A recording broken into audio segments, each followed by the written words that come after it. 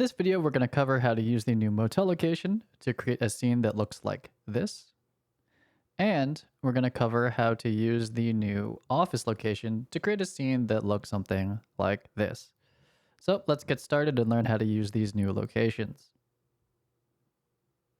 So welcome to the motel location. This is both an exterior and an interior, which is a bit of a new take on a location for us here. This first one is loosely dressed, hotel room that is, but the rest of these are going to be completely empty. Some of them have their doors open. You can always hit Y and just kind of no clip in there. And there is a second floor, and these are all completely empty. I've left them empty so that you can dress them custom to what you need. But let me know in the comments if you'd like to see more detailed dressing done to some of the other rooms or how these locations are working in general for you. So the interesting thing about this location is changing the time of day, in my opinion. So we're going to change it to sunset, and this has a certain look, but there's kind of this classic, like, I don't know, cinematic look that these motel scenes typically go for, and that requires a little bit of rain here. What we're going to do is turn down the clouds, which will allow it to be a little bit brighter from the sky, and this is a pretty good start, and we'll see that the ground is wet. Bit of reflections happening from the interior lights, and that's very nice. Next, we're going to go to our interior lights, and we can control all of the rooms at once, and this will turn them off. Give it a second. Sometimes you have to move closer and move around before the light will completely fade out. And then what we're going to do now is change the exterior lights to be sodium vapor, which turns out to be about 180 on the hue wheel here, so pretty much pure cyan. And now we really have that look going for us.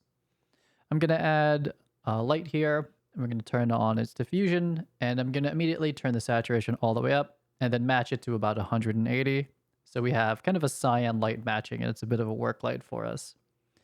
Next, to help push light from the background, actually, no, I'm sorry. We're going to go ahead and get some talent out here. She doesn't react to the rain, but most of the environment does. That's important. We're just going to change her to a talking animation for her face. And now we're going to click on a light, hit C, duplicate it, and we're going to help motivate some red backlight that would be coming from the motel sign. We're switching it to underslung or underhung clamp here. That's going to flip the yoke upside down. And I'm tilting down just a little bit here to figure out where to aim this. And we're going to change the hue to 0, which is basically red. And we can play with how bright it is. So this whole scene, I blocked it a little bit too close to the motel sign to be able to see it. So I've moved the whole thing forward, and we're just kind of repositioning things.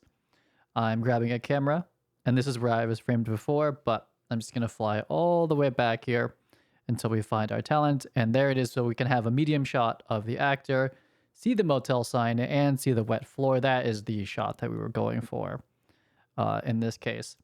So I'm playing with the angle of the lights. I'm going to get back in there, and I'm pretty happy with this result. We have a little bit of tone in the sky. We see our nice motel sign. We have our fake but motivated backlight, and we can see the rain on the ground. Next, we're moving to the office building.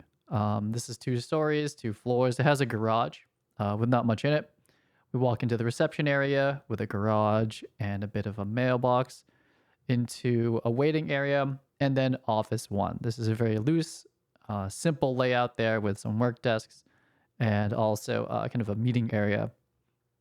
So just like the motel set, we can control all of the lights on the inside at once. We're going to go to interior lights and just completely turn them off. This is going to give it a lot more of a natural look. All the lighting would be then coming through the windows in this case. And this is what you'd want to do if you want to add your own lighting over this. You can, of course, change the lighting outside with the time of day system, but for now we're just going to leave it nice and sunny. We're heading upstairs into office 2, and this is a slightly bigger room with more desks and a very similar meeting area with a TV at the back of it. For the rest of this scene, just to show off the location, I am going to turn the interior lights back on. So going to environments and turning this all the way up here.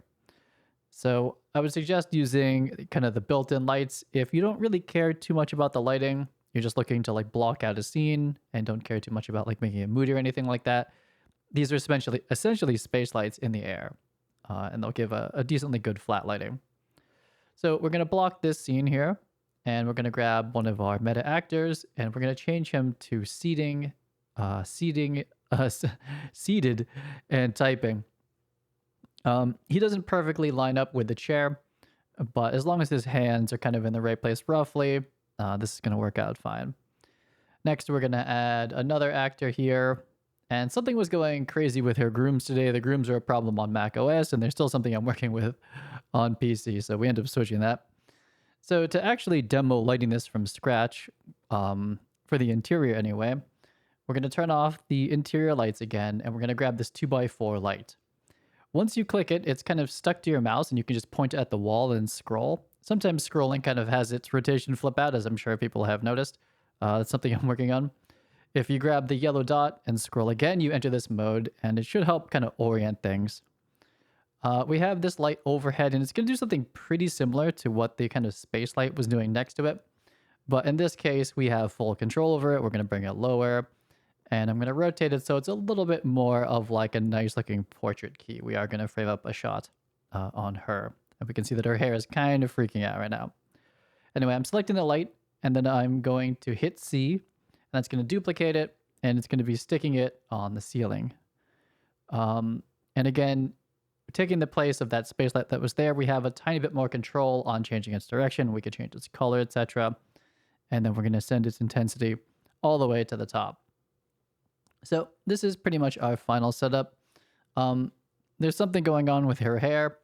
I tried changing it, but in the end, I just went for a more like static pose so that the hair wasn't flipping out. Maybe I'll turn off physics next time. Anyway, this is the final setup and what it looks through the camera. And would love to hear feedback. Please join the new Discord channel if you have any questions, suggestions, or want to share work. That is the best place to do that for now. And I will see you on the next video.